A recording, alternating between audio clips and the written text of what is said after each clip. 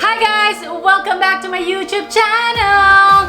So, medyo excited akong i-share sa inyo ang crispy chocolate cookie na ito dahil usually ginagamit ko siya for any recipe na that calls for cookies, like mga cookies and cream recipe like ice cream and then truffles na low carb and keto friendly. And ngayon nga, share ko sa inyo kasi you can also eat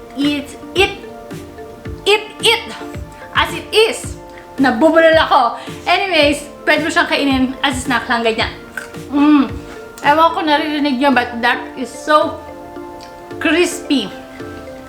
Pwede mo rin siyang ilagay lang sa ziplock at ilagay mo sa bag mo para kung gusto mo nang mag-stay sa iyong diet. Low carb and keto friendly at lalabas ka. Friend!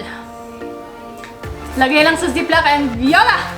Wala ka ng problema sa snack mo sa labas. Anyways, share ko to sa inyo yung recipe, hindi ito kasi paano nga naman, di ba?